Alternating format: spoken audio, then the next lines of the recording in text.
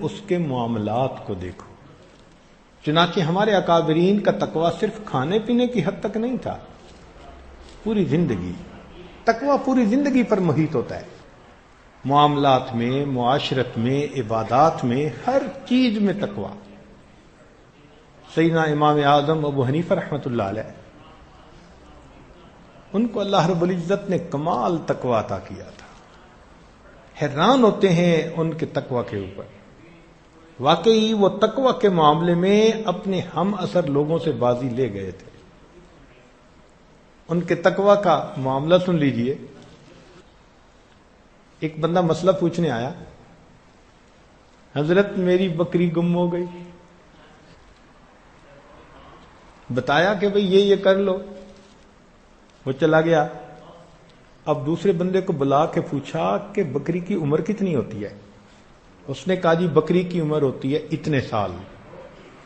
جتنے سال اس نے کہا اتنے سال بازار سے بکری کا گوشت خرید کر کھانا چھوڑ دیا کہ کہیں یہ وہ چوری کی بکری نہ ہو. اللہ اکبر کبیرہ. حیران ہوتے ہیں. کپڑے کی دکان تھی، ایک تھان اس میں تھوڑا عیب والا تھا، تو اپنے خادم کو بتا دیا کہ جب کوئی بندہ خریدے تو پہلے دکھانا کہ اس میں یہ عیب ہے، پھر وہ جتنی قیمت پہ خریدنا چاہے خرید لے. اس نے کہا جی بہت اچھا. اللہ کی شان، ایک دن آپ واپس تشریف لائے تو وہ تھان اپنی جگہ پہ نہیں تھا. پوچھا وہ کپڑے کا تھان کیا؟ اس نے کہا جی تھوڑی دیر پہلے بندہ آیا اور خرید کے گیا، تم نے بتایا تھا کہ اس میں عیب ہے. اس نے کہا نہیں. تو فرمایا کہ اس تھان کی کتنی قیمت؟ جتنی قیمت اس تھان کی بنی تھی پوری کی پوری اللہ کے راستے میں صدقہ کر دی، میرے لیے استعمال کی ضرورت نہیں. دکاندار کبھی ایسا بھی کرتا ہے؟ اللہ اکبر. اس زمانے میں لوگ مغرب کے وقت دکانیں بند کر دیتے تھے، بجلی تو تھی نہیں، چراغ ہوتے تھے. تو امام حنیفہ رحمۃ اللہ علیہ ایک دن ظہر کے بعد دکان بند کر کے آ رہے ہیں. کسی نے پوچھا کہ نعمان دکان جلدی کیوں بند کر دی؟ کہنے لگے کہ آج آسمان پر بادل ہیں، ابر آلود ہے، اور بادل کی وجہ سے روشنی ٹھیک نہیں ہوتی اور گاہک کو کپڑے کی صحیح کوالٹی کا پتہ نہیں چلتا. میں نے دکان بند کر دی کہ کوئی بندہ کم قیمت کپڑے کو بیش قیمت سمجھ کے خریدے گا تو میری وجہ سے کہیں دھوکہ نہ ہو جائے. چنانچہ ایک وقت بادشاہ وقت نے بڑا مجبور کیا کہ آپ چیف جسٹس بنے. آپ نے فرمایا نہیں. اس نے کہا اچھا اگر آپ نہیں بنیں گے تو آج کے بعد آپ کسی بندے کو فتویٰ نہیں بتائیں گے. فرمایا ٹھیک. اس پہ جان چھوٹتی ہے تو چلو ٹھیک. اس کے بعد گھر تشریف لائے. اپنی بیٹی نے مسئلہ پوچھا کہ ابو اس میں مسئلہ کیا؟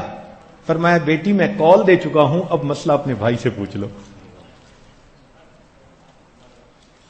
تقوی اسے کہتے ہیں. ان کی زندگی کے واقعات پڑھیں، حیران ہو جائیں گے کہ وہ کتنا احتیاط فرماتے تھے. اللہ اکبر کبیرہ. ایک جگہ دھوپ پہ کھڑے ہوئے، چلچلاتی دھوپ، دوپہر کا وقت. کسی نے کیوں دھوپ میں کھڑے ہیں؟ میں کسی کا انتظار کر رہا ہوں. اس نے کہا اس دیوار کے سائے میں کھڑے ہو جائیں. کہنے لگے جس بندے کا یہ گھر ہے اس نے مجھ سے قرضہ لیا ہوا ہے، اب میں اگر اس کی دیوار کے سائے میں کھڑا ہوں گا تو کہیں قرضے کا سود نہ بن جائے کہ میں نے اس قرضے سے نفع پایا. یا اللہ. اور اسی تقوی کی وجہ سے اللہ رب العزت کی طرف سے ان پر رحمتوں کی انتہا تھی. یہ چیز صحابہ رضی اللہ عنہم نے نبی علیہ السلام سے سیکھی. سیدنا صدیق اکبر رضی اللہ عنہ کو ایک غلام نے لا کر کچھ کھانے کو دے دیا، کھا لیا. بعد میں پتہ چلا کہ اس غلام نے زمانے جہالت میں کوئی پھونک دم کیا تھا اور ان لوگوں نے اس کو آج اس کی وجہ سے کچھ دیا اور یہ لا کے مجھے کھلا گیا. تو سیدنا صدیق اکبر عنہ بہت پریشان ہوئے، چنانچہ پانی پیا، اتنا پیا کہ قے ہو جائے، قے ہوئی، پھر پانی پیا، ایک دو مرتبہ قے ہوئی مگر تسلی نہیں ہوئی کہ سب کچھ نکلا یا نہیں. پھر اپنے حلق میں انگلی ڈالی قے کرنے کے لیے. جب انگلیاں ڈال ڈال کے قے کر رہے تھے، تکلیف بھی ہو رہی تھی، تو دیکھنے والے نے کہا کہ امیر المومنین اتنی تکلیف پہنچا رہے ہیں. فرمانے لگے اگر مجھے پتا ہوتا کہ اس کھانے کا آخری ذرہ میری جان کے ساتھ نکلے گا میں پھر بھی اسے نکال دیتا. یہ تقوی صحابہ کرام میں تھا. اور وہاں سے پھر یہ اولیاء اللہ کی زندگی میں آیا. اور اس کے بغیر کوئی بندہ متقی بنے بغیر اللہ کا ولی بن نہیں سکتا. ولایت کا نور حاصل کرنا چاہے تو تقوی حاصل کرنا پڑے گا. پہلے وقت میں تو یہ تقوی بہت ہوا کرتا تھا. ہمارے اکابرین متقین تھے. چنانچہ ایک عالم بیٹھے تھے، ان کے پاس ایک بوڑھی عورت آئی. اس نے آ کے مسئلہ پوچھا.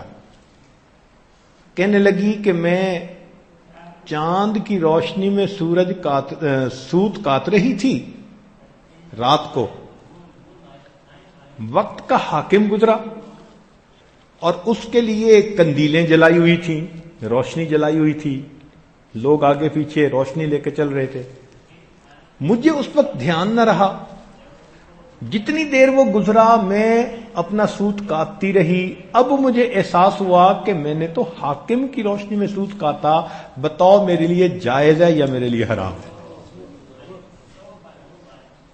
تو انہوں نے کہا کہ تیرے لیے جائز نہیں ہے. اب بیٹا حیران کہ ابو نے کیسا فتویٰ دے دیا. تو عورت چلی گئی. اس نے کہا کہ ابو اتنا سخت فتویٰ؟ فرمانے لگے اس عورت کی شان یہی ہے، تو جا کے دیکھ یہ کس گھر کی عورت ہے. امام احمد بن حنبل رحمۃ اللہ نے فرمایا بیٹے کو کہ جا کے دیکھ یہ کس گھر کی عورت ہے. جب پتہ کیا تو بشر حافی رحمۃ اللہ علیہ کی بہن تھی. تو امام احمد بن حنبل رحمۃ اللہ علیہ فرمانے لگے کہ اس کا مسئلہ پوچھنا بتا رہا تھا کہ یہ کسی بڑے گھرانے کی جان ہے.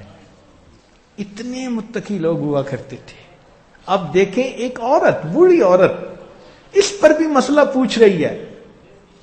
وہ خود تو چل کے کہیں نہیں نہ گئی، حاکم گزرا تھا، مگر حاکم کی روشنی سے ہم نے فائدہ لیا.